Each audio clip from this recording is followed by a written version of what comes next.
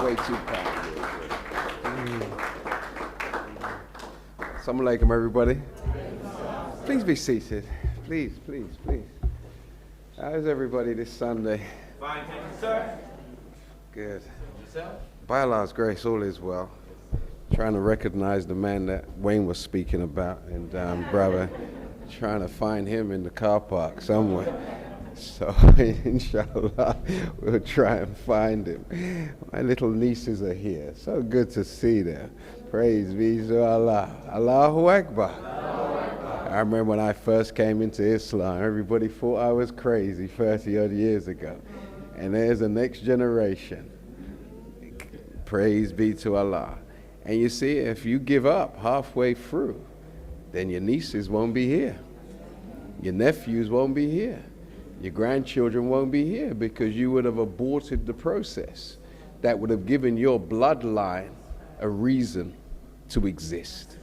So in the name of Allah, who is indeed the beneficent, the most merciful, all holy praises are indeed due to Allah, who is the Lord of all the worlds, and indeed the master of this day of judgment and resurrection in which we have entered. And it is to him alone do we serve, and to him alone do we beseech for aid and guidance on his straight path, the path of those upon whom he has bestowed favors, namely the prophets and the wise men and women who have walked this earth. And we are begging Allah to keep us off the path of those upon whom his wrath has been brought down, and those who go astray, whether they're our close friends, whether they're our former school buddies, whether they may even be members of our family. We're asking Allah to not allow the influence of those who have gone astray to affect us in a way that we feel compelled to follow them. So it's in that regard that we can never thank Allah for coming among us and ensuring that we would be properly guided. Could you imagine, like, when you want to ensure that someone is not led astray, you give them clear instructions. Yes, sir. You know, you say to your children when you're letting them go to school by themselves, don't talk to nobody. Following me? Yes, stay and take this bus. Yes, sir. Yes? And when you get there, you let me know. In modern times. Yes, sir. Because back in the day, in our time, there was no letting us know. That was going back on faith, because there was no mobile phone. In the school, you couldn't use the school phone unless you were in trouble. That was the trouble line. But mommy gave clear, stern guidance. And then she let you know if you don't follow, I go and bust your ass, you see. But mommy didn't play. Your mummies play. But our mummies never played. They let you know if you don't follow the straight path, the path of those upon whom she will bestow favors. Because if you follow my guidance, when you get back, there'll be a smile and nice warm food for you. How about that? And if you don't follow the guidance, you ain't even going to want to eat no matter how hungry you are. A look and her words will snatch your appetite. Have you been there? Praise be to Allah, the Lord of all the worlds. So when you want to ensure that someone's properly guided, you direct them yourself. And we thank Allah and can never thank him enough for coming among us and ensuring that we would be properly guided by taking one from among us off to the side and investing his time into building a relationship with a man whom he was going to give the hardest job that had ever been given to any man or woman at any time in the annals of history. You have to be careful when you're going to give that kind of job. You can't just choose someone who's smart and witty but weak, because a weak person don't know how to take pressure. They throw their hands up in the air like they just don't care when things don't work out. You know what it's like. You're playing football in the street. You win. The person whose ball it is just take it up and walk. You want to play more football, but because it's not your ball, someone who's a loser just picks it up and walks away. And then you got to beat him up and take his ball, right?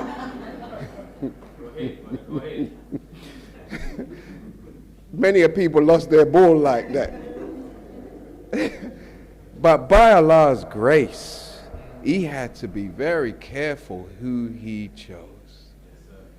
And we know he chose the right person, not at the time, by examining whether he did what he was asked to do. And he laid a 40-year foundation, teaching 1 year for every month he was taught. He saw presidents come and presidents go. He saw prime ministers come and prime ministers go.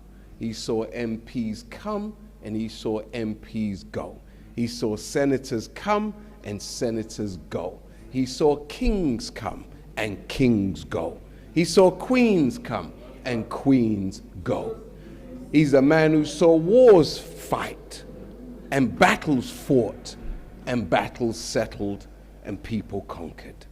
We can never thank Allah for his wise choice of the most honorable Elijah Muhammad, who laid the foundation for the second man whom he chose to lead, to teach, and to guide the masses. The most honorable Elijah Muhammad's work was generally concentrated into the United States of America.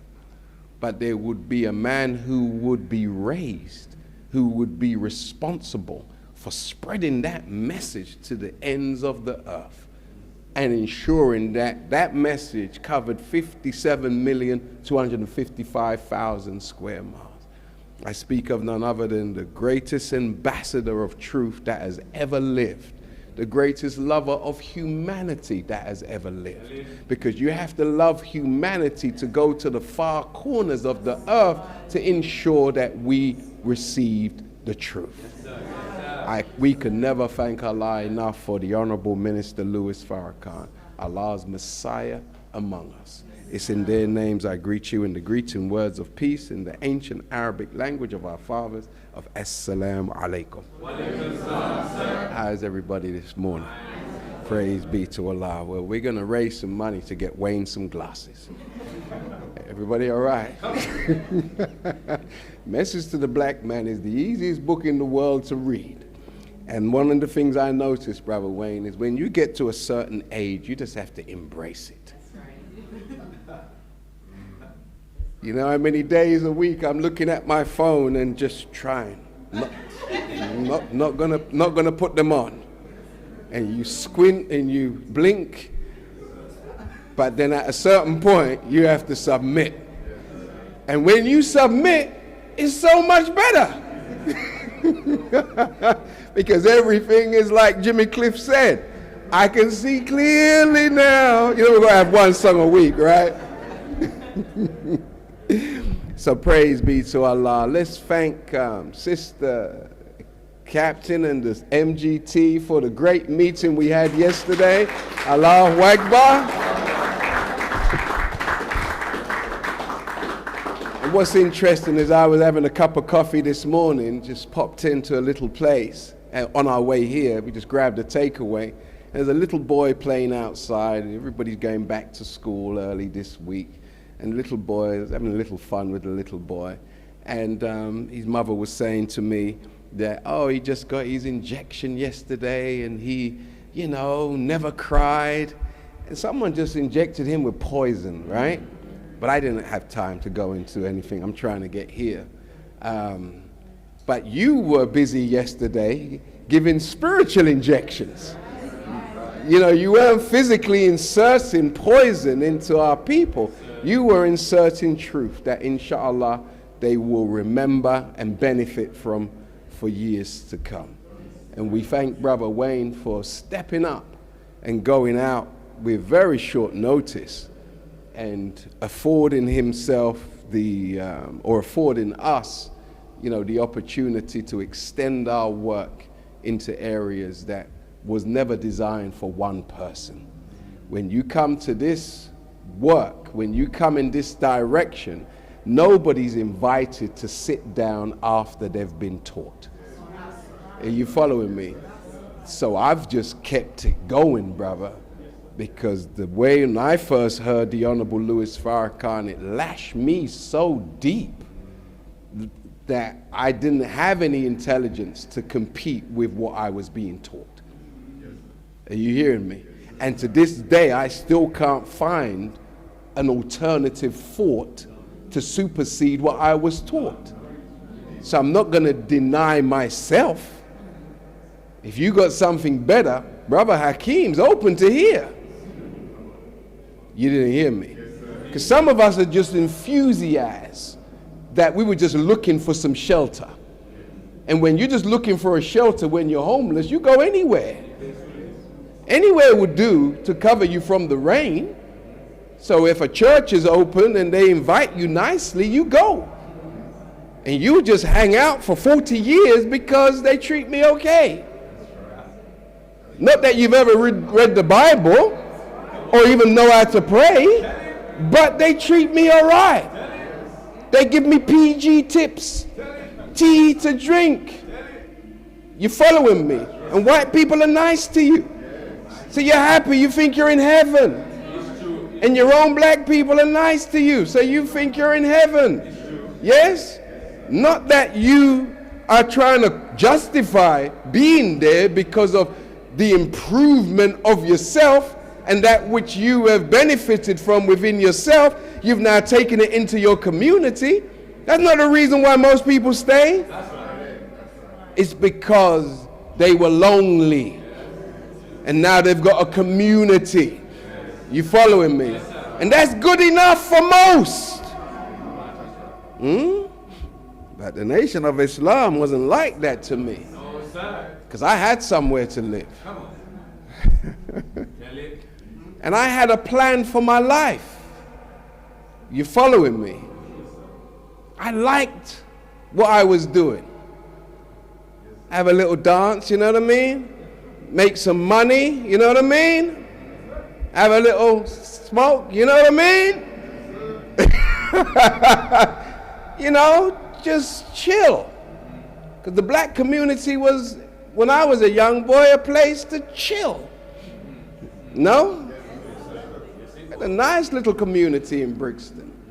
But then when you hear truth and it hits you like a lightning bolt and wakes up something in you that you didn't know was in you, then that's a second birth anniversary.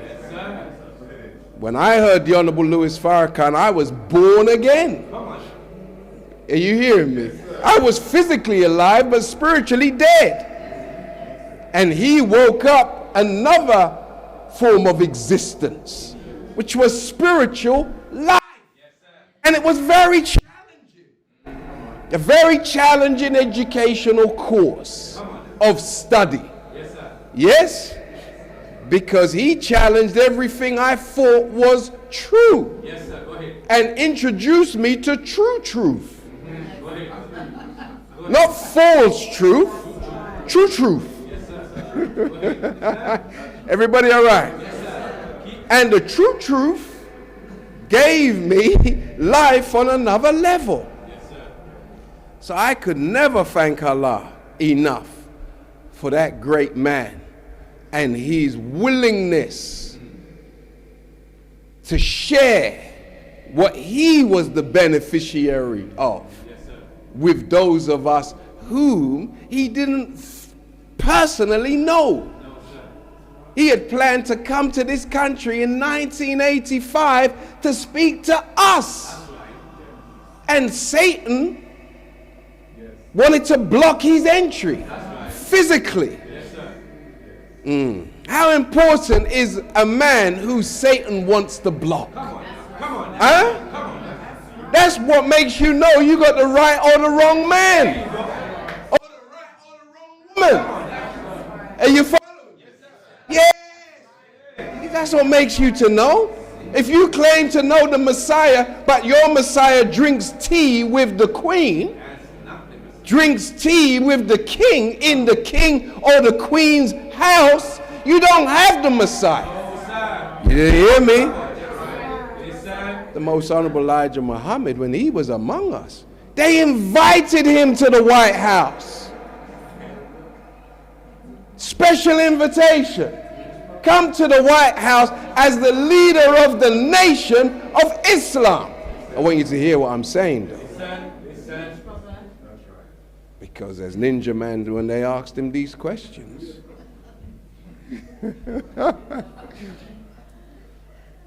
you want to know who the real bad man is? My God, pardon me, family. You know, you have to pray for me. I need your prayers. But when somebody who is considered the leader of the free world, the most powerful man on the planet, has access to bombs that can destroy humanity 20 times over, when he invites you to his house, what black person do you know who don't go? When the most honorable Elijah Muhammad read the invitation, he said to them in response, I live at 47, is it? 4855 South Woodlawn Avenue. Wow, what a response. If you want to talk to me, you come to my yard. I ain't going to your yard. Wow. Wow. Wow. Real.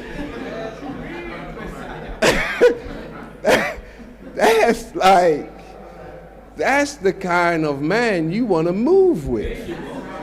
Are you with me? Not the one who quick, make we go to the White House now. Make we go to the White House. Shuffling in the mirror and make sure and gonna get checked by Satan's army on the way in. No, you check them on the way into your house. Because you're not gonna declare that they're more powerful than you. You see what levels the battle was going on? The battle was going on such a high level that if you go to them, you are accepting that they're more powerful than you. Do you understand? And the most honorable Elijah Muhammad was appointed by God himself. So if you're appointed by God, why would you submit and bow your knees to Satan? Man, you ain't hearing me. One day, the Honorable Minister Louis Farrakhan was going to see the leader at the time of the Black Panther Party. And when Huey Newton, and when he got to Huey's penthouse, Huey's security said, you know, you got to submit to a search. And he was like, well, we search people, so I don't mind submitting, even though we're the teachers of that. And when his teacher found out that he had submitted to a search procedure from the leader of an organization named after a beast of the field, because black people are never panthers. Black people are gods. We're black gods. We're not black beasts who pounce on people, and predator who tears people's flesh and is not civilized. No. But we understand why others would call themselves that. But it's not something that a civilized man would call himself. You understand? We're not the hungry foxes. Do you understand? Huh? The productive vermin, progressive vermin society. You don't call yourself after these things, do you? Because we're more than that. And his teacher said to him, here you are, bowing your knees, words to that effect, to a neuter gender. Wow, that's like here you are, second only to myself. So if I don't go to the president of the free world, why are you submitting yourself? Do you understand? That was a lesson, wasn't it? What was he saying? Know who you are. Not just in proximity to me, but in proximity to God himself. Because if you're second only to me, then you're third in line from God himself. Wow. Wow. Wow. Wow. Wow. So in the nation of Islam, we don't teach color supremacy. No, sir. So we don't say we're better than anybody because we're black, just because Caucasian people said they're better than us because they're white. No, sir. We don't reverse that. No, sir.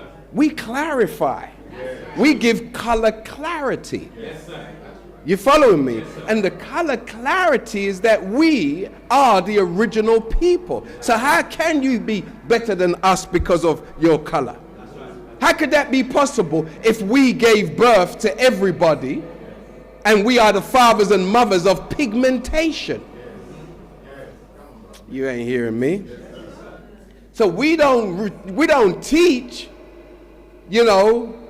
any form of color supremacy. We only teach color clarity, so that everybody can accept their own and be themselves. Because for anybody to think they're better than us because they're Caucasian, they need someone to teach them color clarity. If someone's Chinese and they think that they're better than us because they're Chinese and the color of their skin makes them better, we have to teach them color clarity.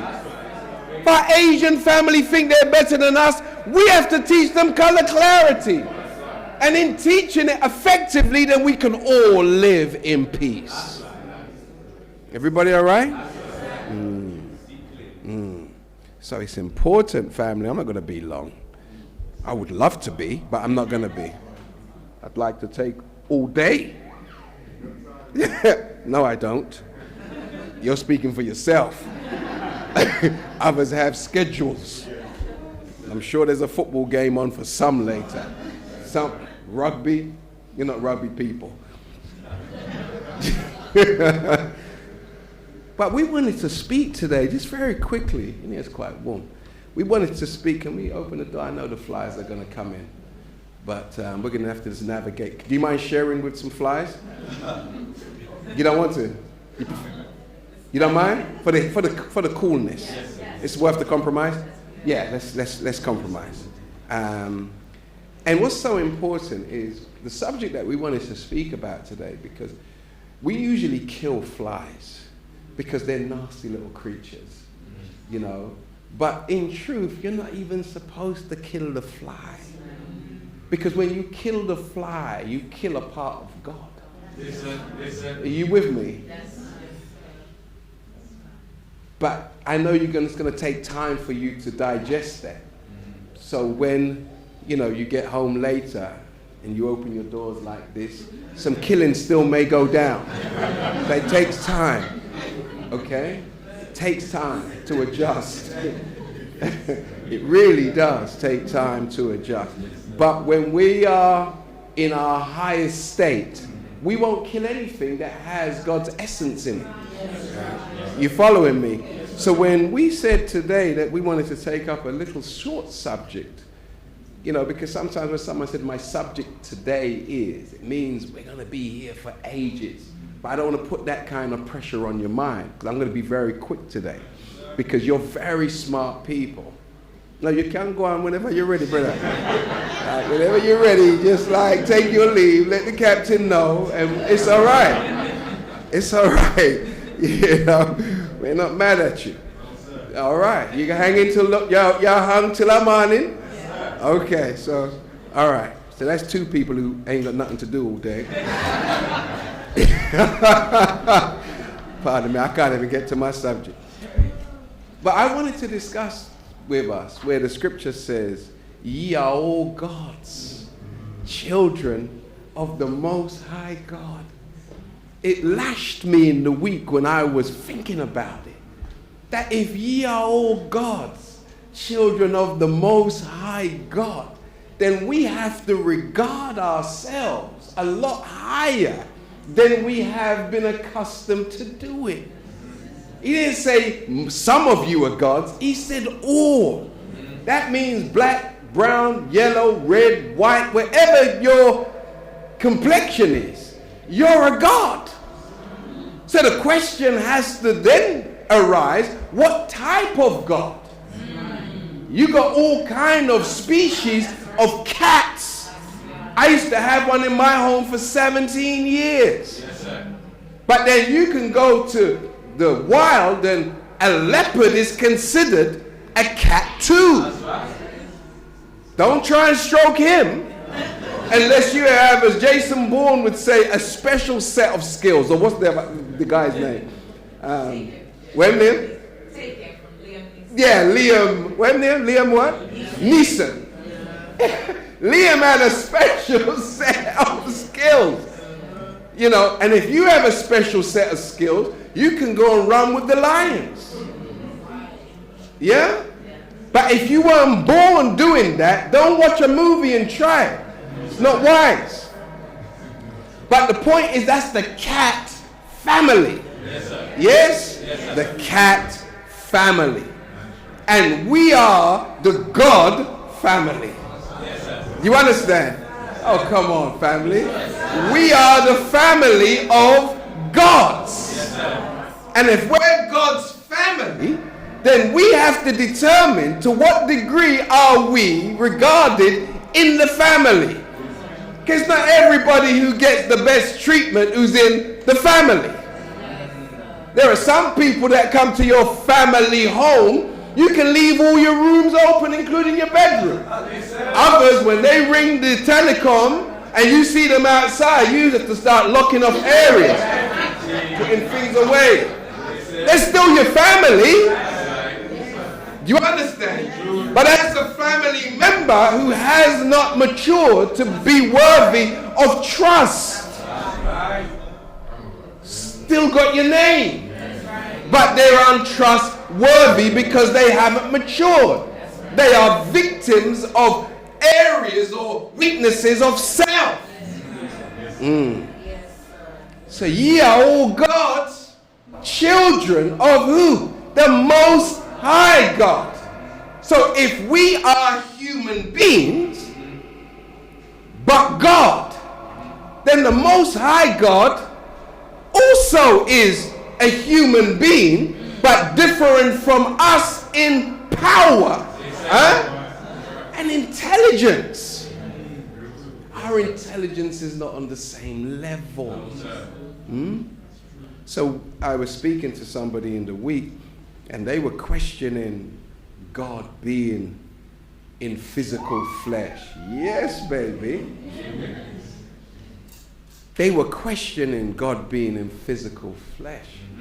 And I asked them, do you know what percentage of the human brain is used to design helicopters, fighter jets, aircraft carriers, computer systems, mobile phones? It's less than 8%. That's right. So if it's 6%, less than 8%, to produce a device that just needs charging every couple of days, but you can communicate with people all over the planet, then where did you get that intelligence from? That intelligence had to have come from within yourself, and you were creative enough to be able to reproduce that which you saw in your head. You following me? So when we say, ye are all gods, to accept who you are and enjoy that quality of existence must mean you have to be a student. Do you know, if you're ignorant, you can't benefit from sophistication? No, sir. So if you don't want to learn, and a member of your family comes into tremendous wealth, but you're stupid. You know, you're the stupid brother, the stupid sister. My sister just won the lottery, right? Brother just won the lottery, right? I'm getting her out to their house, mate. Gonna go and see them, right?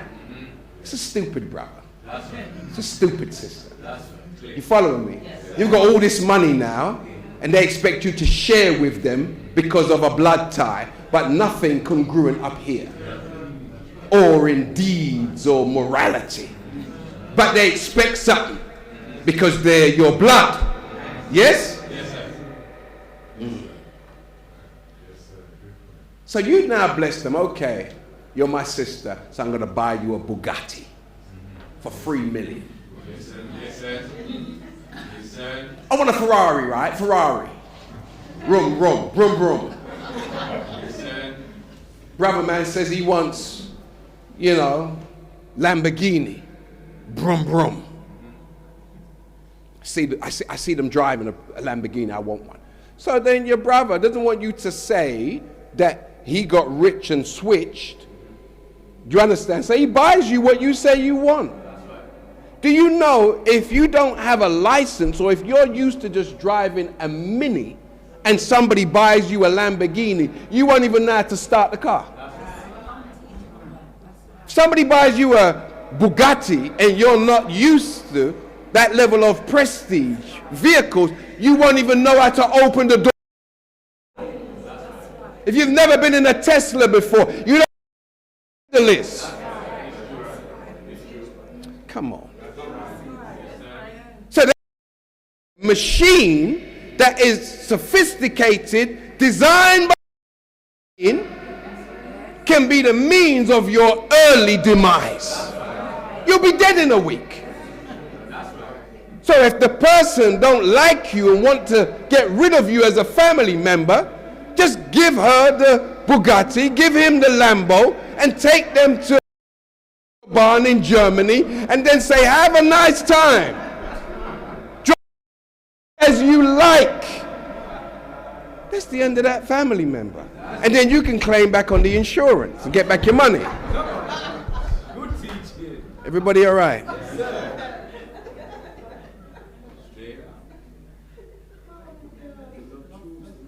That's a vehicle and a machine. Come on, family. That's a vehicle and machines designed by 6% brain thinkers. This what we live in. No human being, since this one was made over 76 trillion years ago, no force in the universe has been able to reproduce what you live in to rival what we live in. Never. The closest they've got are robots. And then you had a movie called RoboCop where they produced a whole nation of robots. But you can silence a robot. You can just leave the robot for a while and its energy will dissipate. Even though now they're trying to create them that they run from solar. But the robot has to be programmed by someone who has the ability to deprogram. Right? The human being is so underdeveloped that we now are taking a student of humanity and a student of this body as our leaders, our teachers, and our guides. And it's leading to us malfunctioning. Because we're being taught about ourselves by those who know nothing about the origin of this house. It was only when Allah God came in the person of Master Farad Muhammad that we received the education about the origin of God. How this body was created. And the inordinate length of time that it had to have taken to produce what we call human divine life. Ye are all God's children of the Most High God. So when Allah created himself, from that point henceforth, that was going to be reproduced was designed to take his spirit toward action. You imagine this house being in existence for over 76 trillion years, and only 6,000 years ago, color started to be extracted from it. Up until that time, black and brown, everything. God have mercy. Only 6,000 years, where one of our scientists discovered that there was a recessive gene within the original man and woman. And if we graft on that gene, we could run it into its conclusion and bring out of it that which is considered, don't use the word white, but for lack of a better term, we can produce a directly opposite to the original. And in between, there will be different shades all the way back into the original. That is not a bad thought. That is a good thought. And that doesn't mean that the product that comes out at the end is bad. No. It's only if that product dedicates its life to that which is destructive to its originality. Are you following me? Man. So, in thinking on this for the last probably month, you have to consider everything. Like the Honorable Louis Farrakhan has taught us, there is only one life force. And that life force is God. There's only one Bugatti.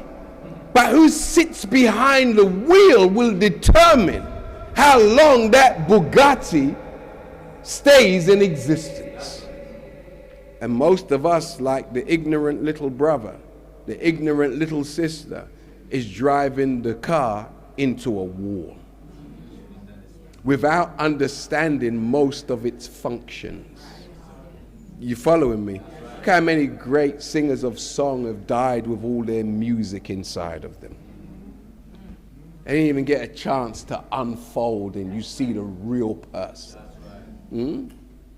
Just didn't have enough time. Are you with me? So where we're concerned, how much time are we giving to ourselves on a daily, weekly, monthly basis to really check out who you are? And if sometimes you go throughout the whole day without reflecting and even trying to examine self a little bit, then you can't complain to not achieving much in life. Because the time we're allotted on a daily basis, if everything is external and you give nothing to self-development, then you're going to die premature. Let me tell you that for nothing. And this is why you have to be so careful. Like when children come on the planet, that's a little version of Allah. Mini Allah. And if the baby is mini Allah, what are we going to teach to mini Allah? Devilishment? Cartoons? Wow. It's rough. That's why we have to be very appreciative of what the Honorable Louis Farrakhan has taught us. because it's life itself. It's an opportunity. You know, there are many people in life, you know, who all they want is an opportunity. Just give me a shot. You see it with boxing all the time, you know, someone wins and someone fancies themselves in the audience and they jump in at the end of the fight. When the person who's won, who worked hard trying to give an interview, there comes this funny person, I'll knock you out. I'm trying to give an interview. And he's just there like just gate crashing. Everybody all right? Everybody all right? He's just gate crashing. And you can never appreciate a gate crasher, can you? No, sir. So what that person is saying is, give me a chance. Because I have the ability to be a champion also.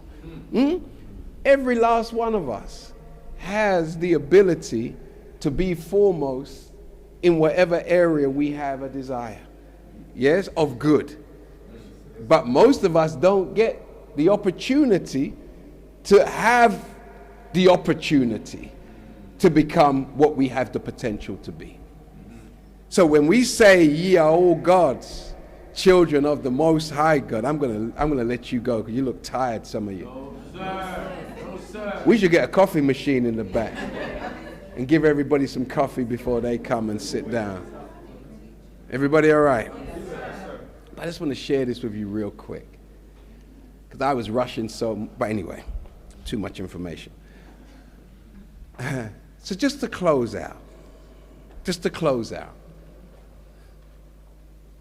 when you look, dear family, as I closed last week and said to us that potentially the greatest enemy of us as a people and humanity as a whole is inertia.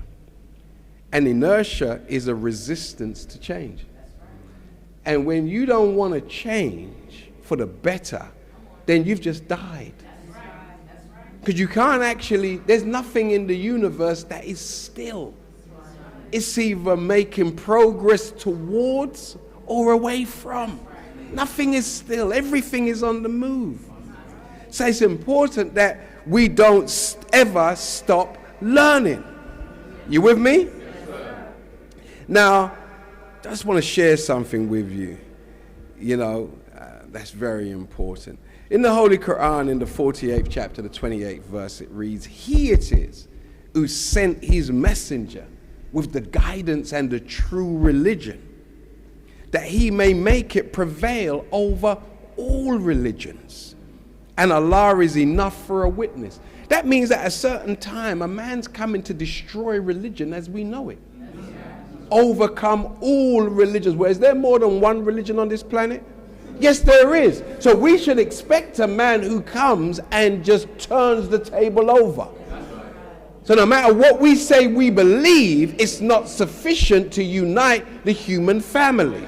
It's not sufficient to put the human family on an upward trajectory. Do you understand? It's not religion. Said thank you. So this man comes to turn the table over. So he's a radical brother, warrior type of brother, argumentative kind of brother. Because he's arguing in the best manners now with everybody. So whatever you say you believe, he's going to come and challenge you. And if you're not secure in what you do believe, you're going to start calling him names. Hater, anti-Semitic, anti-this, anti-that. Hate white people. He's trying to put everything in proper context, but because you can't handle it, you start labeling. And hope that he can't take your criticism or take your labeling and just shut up and go away. But he's born to take whatever him. He's one of the people who won't go. Frank Martin wished Javante would go away. He can't. It's the worst thing. You're in a little square ring with someone, and you know, and there's nothing you can do to repel them, that's a bad day at the office.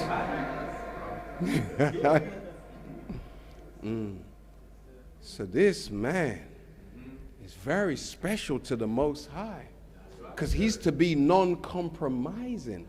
So if you say you're going to follow a man like that, there's got to be that same capacity within you. Because he's looking for followers, not sycophants, followers. He needs people in all parts of the world who will stand. And if you don't have the capacity to stand your ground, then you're just going to be a spectator. Are you with me? Let me just close. So, in the book of Matthew, Brother Edwin, 16th chapter, 18th verse, it reads, I also tell you that you are Peter, and on this rock I will build, not church. The church weren't even in existence when these words were revealed. No church. He was speaking about building a community. And even the English Standard Version don't use the word church. It uses the word assembly. I build my assembly on your faith, Peter. Church? No church. And the gates of hell will not prevail against you and who you invite and how you teach and train them. So there's a man coming who's a real representative. Everybody all right? Who's like the kind of man who you just can't overcome. You can't knock him down. And this one Jesus says, now you think about it, because you're looking for the Jesus, but Jesus is pointing you to a man named Peter.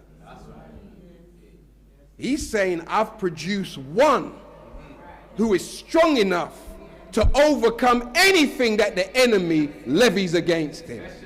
It's a big man. Huh? In a world like this, you don't who hasn't bowed. Everybody bows.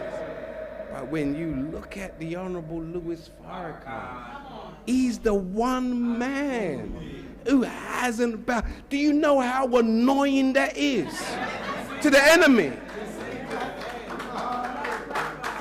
Do you know? That is frustrating. That will drive. It's like someone who you think you're more powerful than. When they don't listen, you're like when children, they could be 5.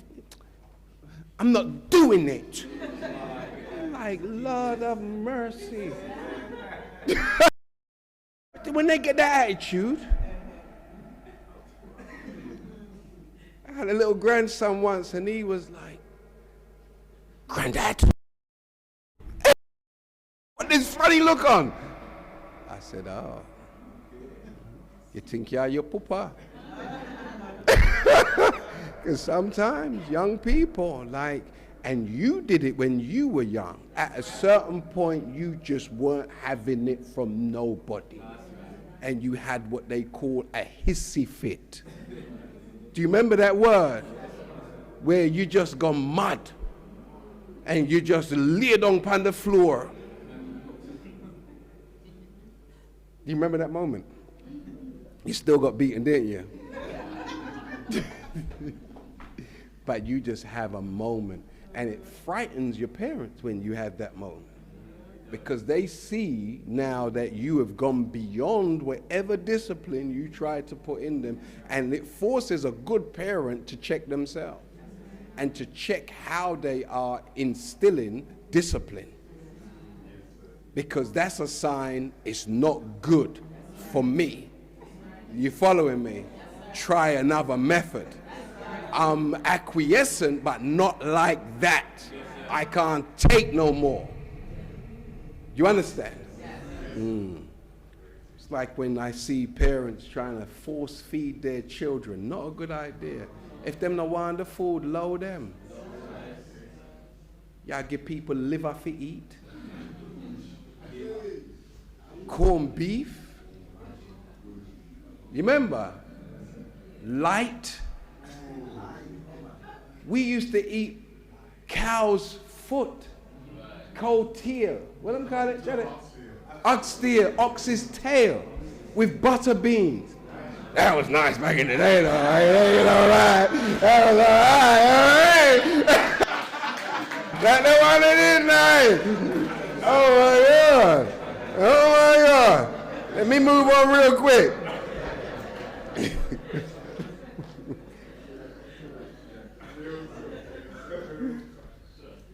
So just to close, you see, when messengers and prophets come to the people, everybody has different peculiarities and different kind of sins. You with me? So when Muhammad came 1400 years ago, peace and the blessings of Allah be upon him, his people were in abject ignorance. We have problems, but not some of the problems that the Arabs had. So some of the guidance what was given to them in the Quran was forbidden to you are your mothers and your daughters. Because man was sleeping with his mother and his daughter. That's in the Quran. Guidance for a wayward people. And you who came up in a traditional home, you know that is not for we. That the part there is for them. Real talk. When I get to that part, I skip over it. I don't need to read that. That's not for me. Everybody all right? And he goes and says, and your paternal aunts. Is that how deep it was? And your maternal aunts, your brother's daughters. What? And your sister's daughters. What?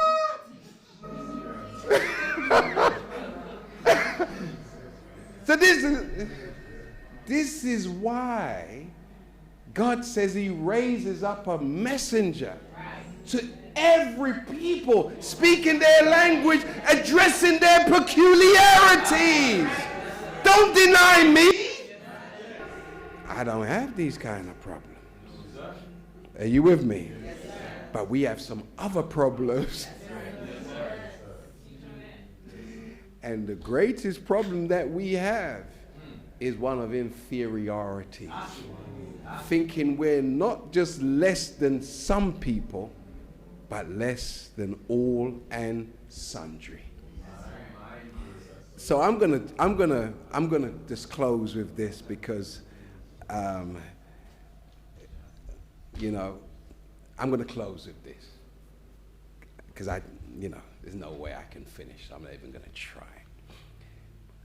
But because we are all gods, children of the Most High God, and when you look at the human body, when the spirit leaves the body is worthless. So you have to put it back in the ground. You can't say, boy, I may have 20 dead bodies, how much y'all gonna give me for them? You can sell people whilst they have life in them. And we were sold, right? Can't hear you, sorry. And there's all kind of trafficking still going on in human beings. And human being is worth some money once the spirit is in the human being. But once the spirit leaves, all value is gone. You following me? So in order for us to realize our value whilst we're alive and we are housing the Spirit of God, then why would God give us his Spirit if it wasn't to further his aims and his purpose? This is his house that he created. He designed, he fashioned it. Okay? He didn't make it, he created it. And he reproduces it for his Spirit to further his aims. But if we allow the body to stay in control of the Spirit, then the body will not be used to further the objectives of the Spirit. Are you following me? It's really serious what I'm saying. Huh? It's really serious. Because the Honorable Louis Farrakhan has said there's only one life force. And if you submit, if you and I allow the urges of the body to dictate the direction and the purpose of the spirit, then we will live and die in a worthless way. When you look back, and I was having this conversation with someone in the week, a woman named Hagar, one of the wives of Abraham, is remembered thousands of years after she died. Thousands of years. It's 4,000 years. You're still reading about Hagar. And in every generation you hear Hagar. In every generation you hear Lot, Prophet Lot. And then when you look at Prophet Lot, he didn't really teach nobody. He was given a job to do, to, you know, teach the people them and ward off the effeminates, ward them off and let them know that there's a better way to live, you know. But he didn't really do much by way of turning around the lives of those who were acting in a way that God was displeased with. Abraham was given a task to go down into Sodom and Gomorrah and try to convert 50 people, set up meetings like this and teach, you understand, morality and whatever, and let the people know that God is present. Because remember, it said that God came and visited him in the plains of Mamre. So he was directed by God himself. And God gave him a job because he questioned God's judgment. When God told him what he was going to do in that part of the world, in Sodom and Gomorrah, his response was, will you kill the righteous along with the wicked? And God was like, oh, who say any righteous people down there? And Abraham responded, I mean, says so. So Master God said to him, well, go down there and prove it. Bring me back 50 out of the thousands who down there. And me will spare the city. He said, all right. When you want me go now, man. Start, man. Make your way, man. What time y'all come back? Come back, come on, and I'll give you a report. So him gone. And he set up his meeting. So clearly there were more than 50 persons in the meeting because he was going after 50. You with me? He had to have spoken to more than 50 because that was his number. Yes? Him come back and say, boy, me never get the 50. And he wasn't being like fully transparent because he didn't come back saying, boy, I didn't get the 50, but I got 40. I got 30. Me get 20 out of the 50. He just said I didn't get 50. Left the door open for God to wear him out now. Well, God will bring me back 40. So he had to rechange his subject, restructure that. And when he went down there again, he had to come back. Boy, I couldn't get the 40. But he didn't say, I got 10. I got 5. He got none. But he was masking that. Then he come back to God. Master God said, because it could have been done very easy. On the first time he went down there, he could have said, boy, them the people there, Allah, them rough, you see, man. Try to teach them and them no want you not with me, I say. Boy, Master God, you're right, man. Kill them backside, yes? That could have been the conversation that same night, and it spare everybody time. You follow me? But he's longing it out. So him come back and say, I can't get it. And then go back again, 30, 20. All right, bring me back 10 now, man. All right, gone again. Can't bring it back, brother. Then Master God knew him a wear out himself. I said, let's bring me back one now, man. It's all right, that sound kind of, I go work, I go work. And him go down there, go preach, he mustn't preach till the morning. Think about it. He did not want to go back with 0 and then say him come back and sit down with Master God and say, Lord have mercy, man. Me couldn't get one. And the book says, same night, Master God send him man them, go on there and kill them backside. You might not like it being said this way, but that's the sentiment. God, the gunman them ready for go kill everybody. But them now use gun, them I use brimstone and fire. But them man they will walk with God are some murderer. You understand? He might walk with some killer. And when him send them down in a Saddam, he must send killer them down there. You don't like this kind of version, do you? You don't like it. But I'm telling you, if Abraham has gone down in history, that every generation know him. Lot couldn't get nobody, everybody know him. Look how much are we in the room. So if they can be remembered forever, if we in this time are raising people, you understand? You have a bright future. You have a bright future.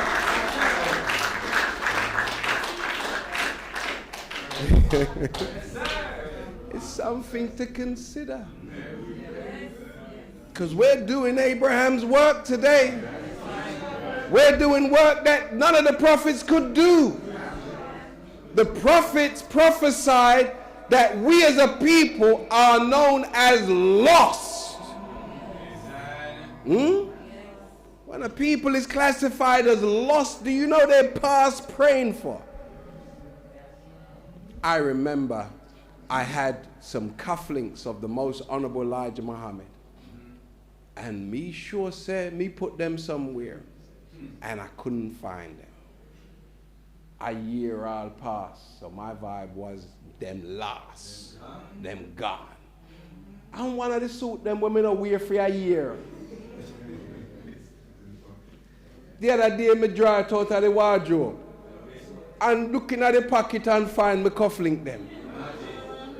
So that was lost, but now. Praise be to Allah. You know when you know wear a jacket for a long time and you put it in your pocket, you find more than a 20 are for your pocket.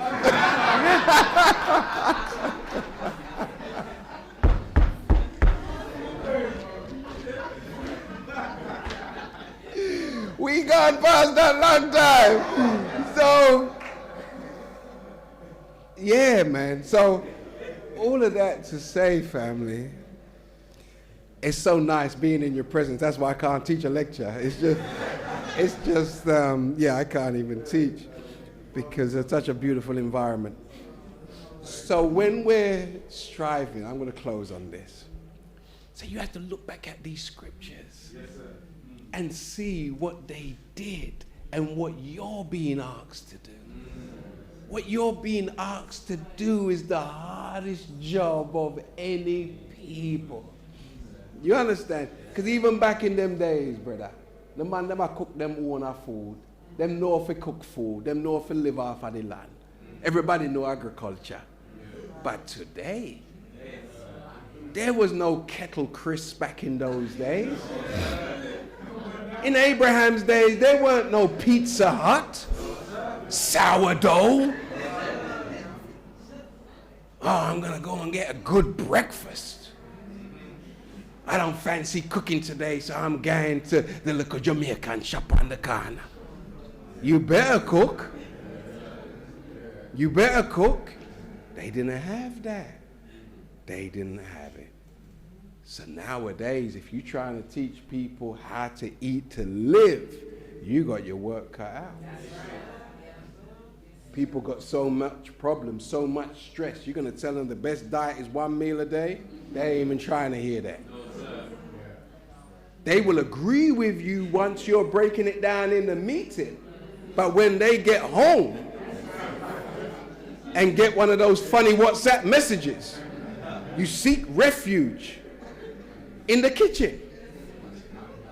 You seek refuge from your stress in Uber delivery. You follow me? And it seems like almost an immediate relief once you start eating.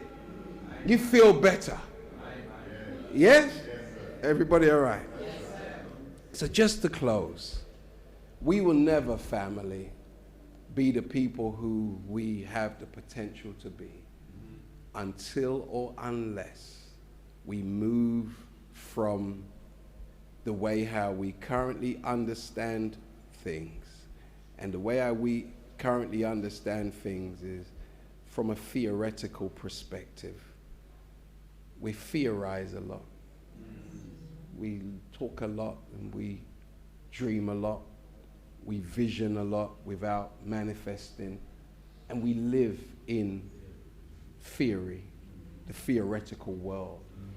And until we come into the world of practically applying what we theorize with, we're not going to be the people that we have the potential to be. We can never go into the kingdom of God except that we become gods. The kingdom of God is for gods. Yes, sir. It's not for regular people. No, sir. You following me? That's why in Revelations, as you said earlier, it says, come out of her, my people. Not just come out and grab your bag them and run. No, it means you have to be re-educated. Yes. You following me? Yes. And the re-education must be when these little babies are born. We have to now take the time out and teach them to live in the kingdom of God. And the way how we do that is we must apprise them to sciences. If we're not teaching our children science, you had them too young. You weren't ready for them because you don't have time. You following me? So let me look. The hardest, if you're studying, say, in Harvard, the hardest scientific courses, most challenging scientific courses that prepare us to be gods, okay, worthy to be in his kingdom, is as a prerequisite to really fully appreciate that we are an extension of the Creator. We have to study chemistry or chemical engineering.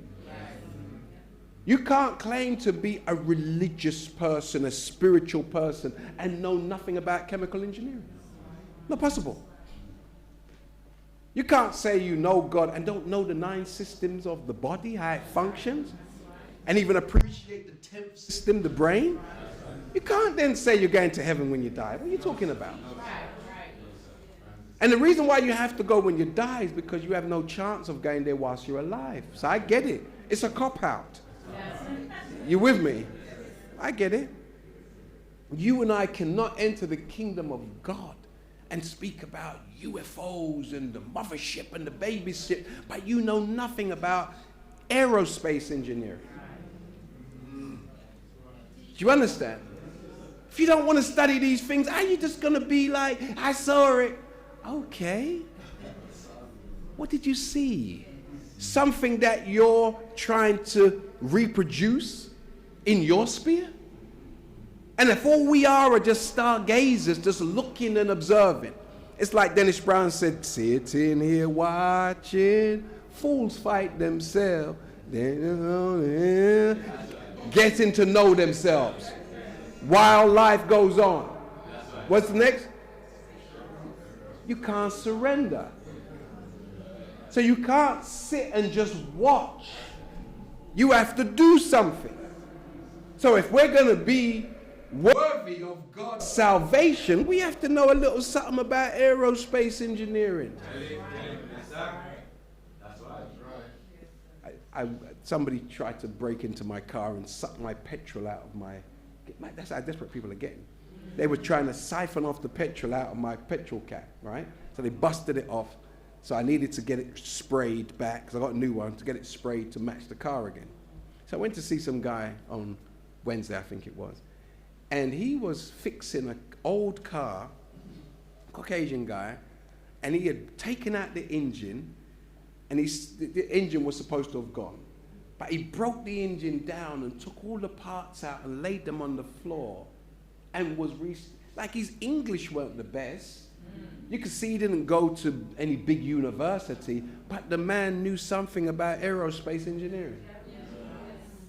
And like you have young people who like Lego and all of this, and they break stuff down and they rebuild it.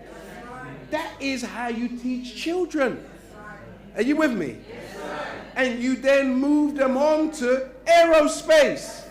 You teach them to prepare themselves to go and work in NASA or one of these aerospace companies.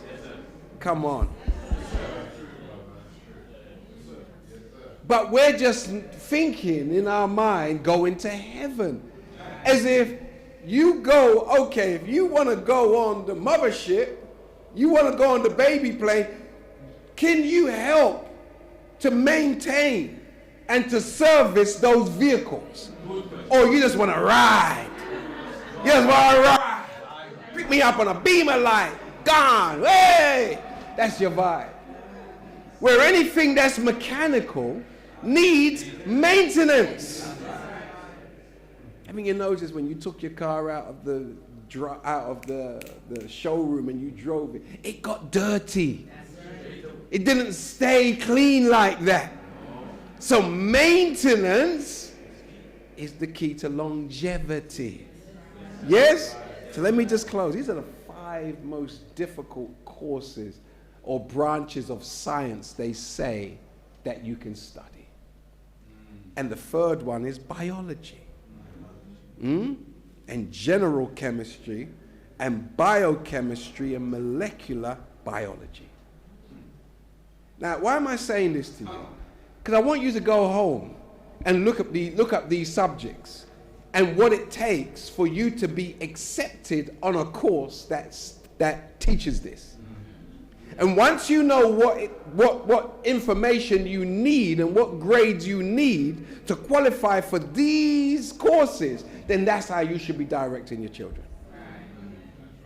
Because nothing less than these type of courses are worthy of our time going to what we call school. You can't just go there because everybody else sends their children. And tomorrow your children are going to start with a new uniform. But you ain't got a plan for them. Got to have a plan, family. And just to close, if you don't mind, they say the easiest majors in science is,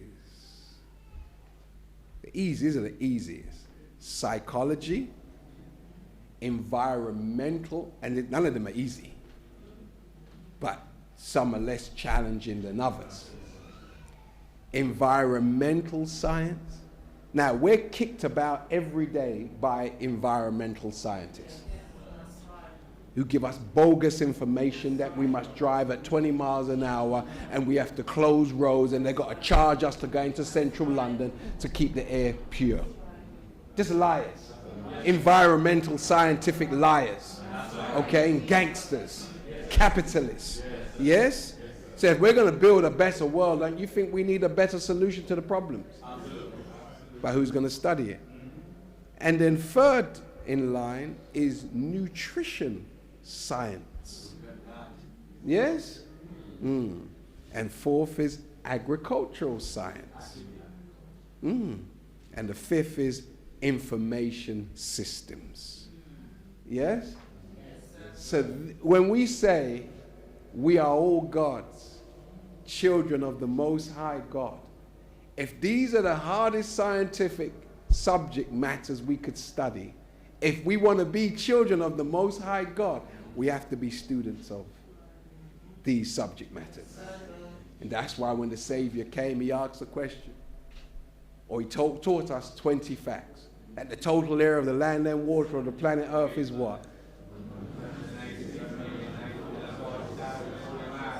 What branch of science would that fall in or fall under out of the 10 that I just gave you?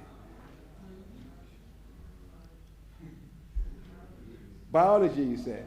That the total area of the land and water of the planet Earth is 196,940,000 square miles.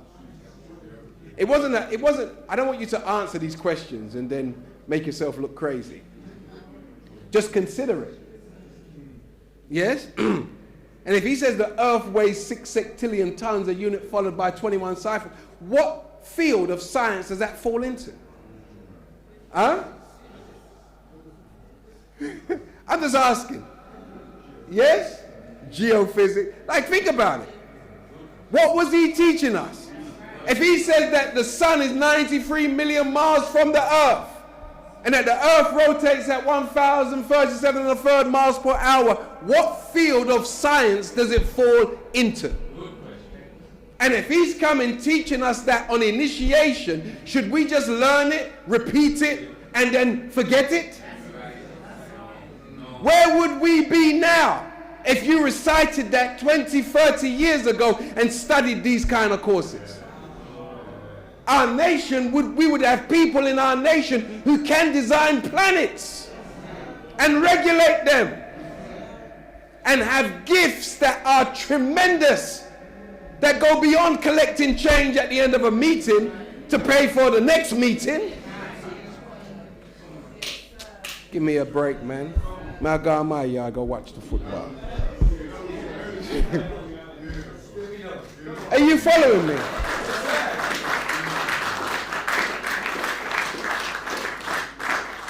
You can't just recycle the same thing over and over again. When you recycle the same thing over and over again, you become what they call old-fashioned. You meet people, I mean, they had a struggle for 20 odd years, 30 years, and you look like you've been in the struggle for 20, 30 years. You look just like you did when you first started out. You ain't made no progress. You ain't started one business. You ain't started one school. You with me? You're around the Honorable Louis Farrakhan for a certain period of time. You're supposed to be building housing complexes. You're supposed to be negotiating for high-rise buildings. No? If you say you know prophecy before it manifests, then you're supposed to be able to predict the markets and make some money from them. You ain't even hearing me. You look at what the Honorable Elijah Muhammad said to us in the 50s, in the 60s, in the 40s. He said in the new world, when the enemy's power is destroyed, gold will be the medium of exchange. You know how much money gold was back in those days? Gold was like pennies, few cents. Now it's $2,500 an ounce. And when you came this way, you say 10, 15, 20 years ago, what was the price of it then? 300 pounds? No, less than that. Less than that. But if it was 200 quid and now it's 1906 at the close on Friday, it's more profitable than you if you had bought a home there. If you had used the money that you use as a deposit, you would have more money today. Are you hearing me? That's why we got to get out of the mindset of just waiting to go to heaven. You have to accept, as he said to us, and the Honorable Louis Farrakhan has taught us, the hereafter starts now for my followers. But who are his followers? Huh? Because sometimes the believer has followers under the follower, or under the leader. So that's my uplink.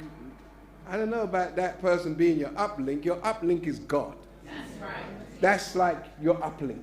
That's right. And everybody else is supposed to be enhancing you to reflect the God.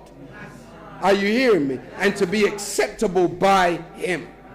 Bring me something to make me better than who and what I am. Bring me something to make me stronger than who I am today. Because this is a day of strengthening. Many of us have information but are not strong. Are you with me? Strong in mind, strong in conviction, and open for change. Are you with me? Open for development. He told us that some of us, when the enemy's power is in free fall and his world is just cascading into hell, which is a sign of God's people rising, that the blessings God, Allah, will open up to us will kill some of us because we're not accustomed to blessings. Think about that. You imagine not being poor as long as we've been poor. Some of us come to God's way and take a vow of poverty. You with me? It's not the way forward. Allah is a rich God. He said the heavens and the earth belongs to him and everything between. Allah is not a God who lives in a tent.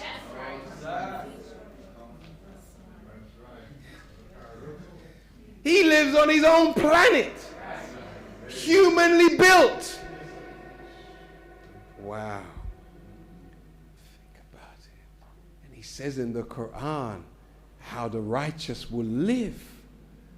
But the righteous, those of us who are striving to be what's considered righteous, we have to expose ourselves to the standard that Allah God expects. Because if you don't afford yourself an environment wherein you can think, and an environment that is clean, and an environment where the only thing you can hear is nature, then you don't stand a chance. There's too much negative vibration. When you live in a flat like this over here, you have to, okay, thank you, council. Thank you for whoever helped me to get into that little 2-bedroom flat. Do you understand? Because it was a step up and step beyond where we were. And once you're in it, you don't unpack everything. You unpack most things because you ain't planning on being there forever. It's not designed to make you be fully comfortable. And then, sister, you there and you just making your way. You're getting it together. You got your little space now. And then you invite brother, man. It's only a 1-bedroom. It's for one person. 2 at max. Who's going to both now work to get somewhere bigger. You invite brother, man. And he, loves multiplication without responsibility. Everybody all right? Yes, sir. And then the 1-bedroom now becomes the home of free people. Right. Poor you. Right. Poor you. I know it's hard for you to be patient, for some anyway. To be patient, to actually find a man who you actually can admire for what he's achieved. We admire men who have great dreams. Dreaming. Gotta keep believing. Dreaming. You remember that tune? You can't love a dreamer. Because that's the time you go to the park and just lay down on the grass and look up and you just dream. I would like a nice house and I'd like a nice car, like 2 children, dreaming. It's far from reality. You can only dream or envisage or vision with people who's already shown capacity. You can't admire people who talk about what they haven't achieved. When you've achieved something, you got my attention. If you're just talking about it, then all I want from you is the book you read to learn what you know. Because you're hiding the source. And that's what people do. They want to look and sound progressive, and all they done was read something, and then they plagiarize as if it's theirs, sound big and heavy, but got nothing going on in their personal. And we get knocked out with a few words that someone said that they're not manifesting. Where when you growing up now, you just want to know, where'd you get that from, brother? It's like sometimes you find a nice pair of shoes, you unmuggle your shoes, and you ain't telling no one where you got them from. That's the secret. Not tell nobody. Because then everybody's going to be wearing them. You got a nice coat, you don't share the source. It looks expensive, but you ain't telling no one you got it in the sale at a fraction of the price, or you went to the shop and changed the labels. Everybody all right? I don't mean to sound as if I'm being combative and challenging, but what I'm saying to you is that you are God, we are God. And unless, as the minister has taught us, we've got something powerful in our mind that we want to achieve, a woman becomes a distraction. Because you don't know what type of woman you need until you know what your objective in life is. Because you may have an objective and then the woman don't share your viewpoint. And she knows you're going somewhere, so she's going to latch onto you, and then she just has a baby. Because she wants to latch onto you. Can I get a witness? Not from you, because you don't do that. But the newspapers are replete with relationships that take place where this one just has a baby. Now I want money for 18 years. No desire to be with dude. You following me?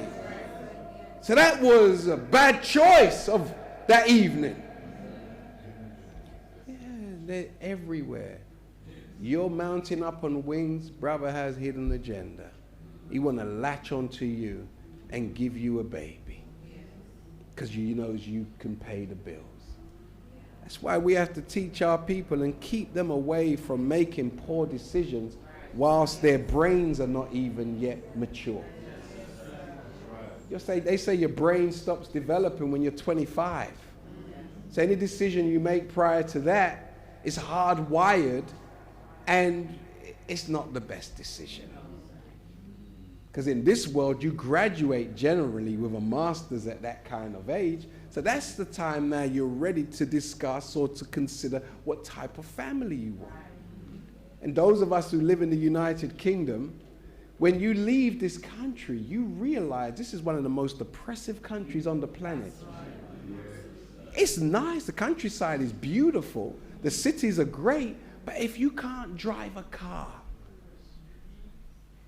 like 20 miles an hour is unusual speed to move around the city. That's slower than a bicycle. You're paying road tax and those who are paying none are going past you. That ain't fair. You just jump off an 8-hour flight and you're on a motorway and everybody's going at 40, 50. That can't be right. You could take the train and be in central London in 15 minutes. Are you with me? But your 8-hour flight, 3 hours in a car, that's 11 hours sitting on your backside. Long time. That can't be. Then you can go to places like you jump off in Dubai, young. You all right? Jump off in different countries in Europe. You go to even Spain. Spain has 1/3 of the traffic lights that England has. They have more roundabouts. They give way. They're sophisticated. They don't stop and start. They have roundabouts. So it keeps the traffic moving. So you realize, man, I need to find, sorry believers, I'm just finishing. You realize at a certain point in your life, you need to be in an environment where you can develop your gifts and your talents. And you can't do that in a modern slave or in a modern slave plantation that just has gadgets and, shiny things. And this is why, Brother Ricky, when a man reaches a point and he goes out to the countryside and buys some land and lives on a farm, that's heaven on earth. Because at a certain point, I remember I was blessed to be with the Honorable Louis Farrakhan on his farm, and our national secretary at the time, Brother Kamal Muhammad, or Farrakhan Muhammad, he was up there at the same time. And he said, Brother Hakeem, do you notice this? You hear no police sirens here, no ambulances. And he said, whilst you're up here, inhale as much of this good oxygen as you can. It's the first time I really thought about it. Like, we were surrounded by trees, and the oxygen was just so pure. He said, inhale as much of it as you can. And when we live in these kind of cities, remember, you got Wi-Fi up there, but it's only feeding one home. Right. Where when you're up here, look at all this Wi-Fi. Look at all these wires. Look at all of these microwaves that are going in and through and around us. At a certain point, I'm saying, you have to divest, or you have to decompose. You have to remove yourself to be a God. The God came among us for 3 years and 4 months. You can't, even as God, you can't stay here. If you're God and you're here, you have to be transforming the environment into that which is conducive for you to live. So if we are gods and we're not transforming the environment to be conducive to our way of life, it's chipping away at us. And every day we might have made 80% gains when we first came and was full of zeal. But if the environment has not changed 80% around us, particularly our immediate environment, then it's chipping away at us every day. And that's why you become like Wild Young Cannibal said, I'm not the man I used to be. You don't understand these kind of songs. You don't listen to white people's music. But but you remember Wild Young Cannibals, right? And he sung it at the top of his voice. I'm not the man I used to be. And you and I will not be the people we used to be unless we bring our environment with us. You following me? And we transform everywhere we go. And it's doable. Do you know you can train people wherever you go? But when you don't ask and you're easy to please, a believer's not easy to please. Everybody all right? Yes, you're very particular. Yes. And if you're not, you got work to do. You like what you like. And you reject what you don't like. And when you stop being like that, the world is taking you back. It's claiming you back. Anyway, family, thank you for being so nice to me. Thank you. Praise be to Allah. Praise be to Allah. We'll bring our talk to a close, and I'm going to thank you for your kind attention, for blessing us with your presence. And I hope and pray that I have said something that has impacted. And inshallah, we have the busiest weeks now. We've near enough got something going on every day, right? Yeah? Which is the way it should be. Yeah? Because this is not a fad for us. This is a way of life. And the Honorable Louis Farrakhan said to us, that if we're not taking over the environment in which we live, we should leave it. and go to a place that's more conducive to our way of life. Yeah? We have to take it over. I don't mean like going and storming the government building. I mean just where you live. You know, there'll be people who, in your home there's no shoes. There are those who come in who want to wear their shoes. I don't take off their shoes because they ain't got on clean socks. They didn't wash their feet in the morning. So if people don't want to take off their shoes, then they can't come in your house. You got laws from the door. You got rules from the door. So we just don't search here. We have that same procedure at our homes. You can't bring no gun in our house, no knife. You can't bring alcohol in our house. You can't smoke marijuana in our house. We have the same check procedure. We don't sit down and have a spliff with our children. Everybody all right? And I say this just to close. Those of us who our fathers may have even brought some of us to this way of life. And your father might have lost his way. Mother and your father, but I wanted to just focus on your father today. And your father might have lost his way.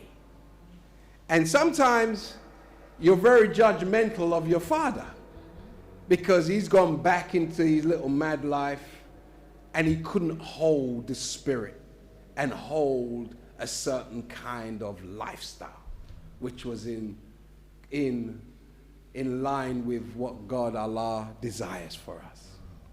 But try to go, even if the man is back on drugs. Do you know when someone's a junkie or who likes drugs, do you know how much of a relief it is for them to see one of their children who is coming to check for them just to show genuine concern? Because some of you up to this day, your mothers are still poisoning you against your dad.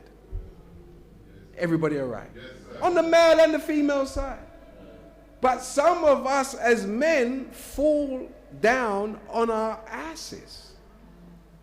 And we need help. Man, you just switched off on me, man.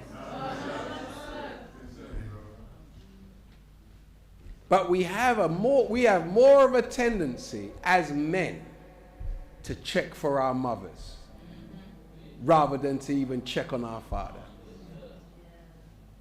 You with me? You could live with your wife in a home. Your children generally will refer to your place of abode as I'm at my mum's. Remember one of my sons done that years ago. I'm like, excuse me? Like, excuse me. Where are you, did you say, son? Because I think I paid mortgage for about 20 years here. And I shut off the street and got the crane to put the RSJ in the back and built the 4-meter extension and then wrapped it around the house and went into the loft. I don't remember your mother in builder's clothes or negotiating with the bank for the funds to get it done. So, what did you say you was, sorry? Oh, you're at your parents. Better. More conducive to my eardrums. Are you with me?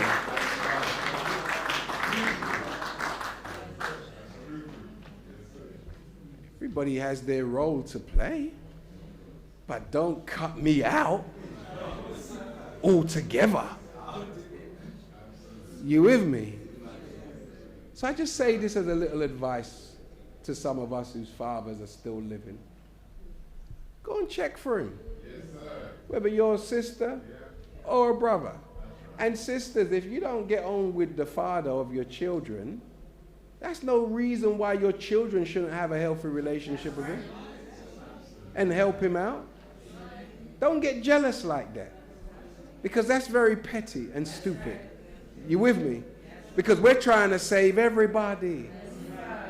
And what we're going to do, go to Lost Found in the community and jump past the person you used to sleep with. That don't make no sense. Your children are half this person and they're not a priority. That don't even make no sense. That don't even make no sense. So if your dad's a junkie, don't go in there and judge him. Help to empty the ashtray and wash it out. And open the windows. Open the curtains. Hang out. Help him for the day and iron some of his clothes or whatever. Just hang out without judgment. Because some of us can't do that. You wear purple regular. And you got to take off the purple judgment garment. Are you with me? And leave that for somebody else. But as the old tune used to go, show some love, show a little love. Some of you don't know that. But just show a little bit of love to your papa. Because sometimes you think men are stronger than what they really appear or project. There's a fragility there that is masked very well. And the male needs love, care, and consideration. And more so than that, someone to believe in them. Because when a man loses people who believe in him, he goes all the way down to the ground. And you got to reinstill belief. Even if the belief is, you're my dad. That goes a long way. On that note, may Allah bless us. And I knew it was the right thing to say. I was thinking it all week. And then yesterday I saw Tyrese online breaking down. I said, Allah's punctuating my point. You following me? Because we only look out for mama. And sometimes the brother is breaking down and no one ain't looking out for him. People only come around you, they think you got a bit of money, they think you got a few contacts. I'm telling you, like, when you run out of contacts, when people get everything they want from you, your phone will stop pinging. Stop pinging. So don't allow anybody to do that to you, to just ping you when they want something. Because when that genuine person comes, that's a beautiful thing. Yes? Yes, sir. I don't like to leave on them somber notes. But, you know, it's refreshing. Refreshing. May Allah bless us. Let's end in prayer. Allahu Akbar. Allahu Akbar. Give yourself a big round of applause. Praise be to Allah, the Lord of all the world. The beneficent, the most merciful. Man, I really enjoy your company. You make it hard for me to really teach my teaching. Because, you know, you're so sweet and nice spirit. Calm. You know. This is like a meditation room. And it shows you when we are of the same mindset, when we come into a place, that madness might have even been going on a couple of hours before we get here. Look how we change the atmosphere. So when we come together, we change atmosphere. Allahu Akbar. Allahu Akbar. Allahu Akbar. There is a massive property development show taking place in the Caribbean at the end of the month. And I think some of us need to be in attendance when these things are taking place. Are you following me? Because particularly when you hear Caucasian people talking about, it's our country, you're taking our jobs, it might be a sign that you need to go and look about the Caribbean and Africa. Because at these property expos, they're filling the room. Their ratio in proportion to us in attendance is far greater. And they're buying up all the coastal property. And they're smart enough now to know not to buy directly on the beach, but on the mountains that overlook the water.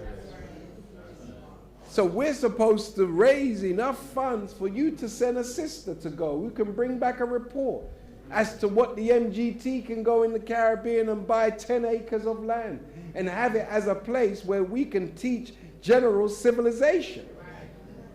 And every summer, like we're just coming out of the summer break, wouldn't it have been nice to have taken a party of children out into the Caribbean on our land for 8 weeks?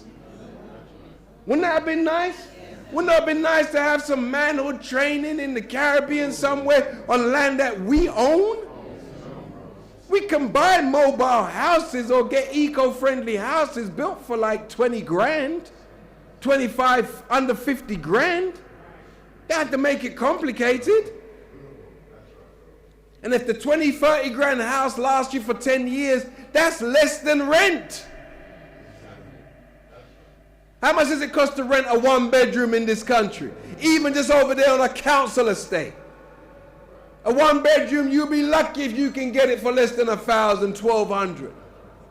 2-bedroom, you're looking at 1,800. Me and the captain was looking, we were driving past somewhere in Forest Hill, and I was like, these are some ugly houses. I was driving past it for the last 30 years, but it's still ugly.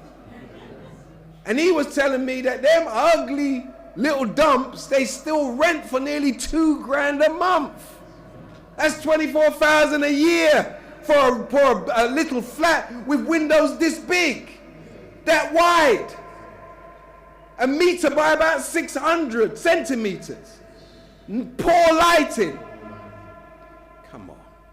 And we can have wraparound sunshine and light in the Caribbean where we can all go as a community and have programs like that every year. So now we would be planning the program 2025. It's a nice note to end on, isn't it? Anyway, and then when your dad's a junkie, you take him out there to clean him up. When mummy's a junkie, you take her out there to clean her up. When mummy's been used and abused by so many worthless men, take her out there, clean her up. You can't leave her here because she's just going to go back to what she knows. All right? But you got to let them know that the earth is bigger than Brixton. Yes? And the highlight of our year is not Carnival. Anyway, I'm starting again, part 3. May Allah bless us. Let's end in prayer. Let's bow our heads in a sitting position of prayer. We feel comfortable. Attention, prayer. In the most holy name of Allah, the beneficent, the most merciful, all holy praises are due to thee, O Allah, the Lord of all the world, the beneficent, the most merciful, the sole master of this day of judgment and resurrection in which we have entered. To thee alone, Allah, do we serve, thine aid do we seek. O Allah, guide us on the straight path, the path of those upon whom thou hast bestowed thy favors, not the path of those upon whom thy wrath has been brought down, nor of those who go astray, especially after hearing and believing thy clear teaching. Ameen. Assalamu alaikum. Thank you. Have a wonderful end to your evening and a brilliant start to the new week. Thank you. Thank you.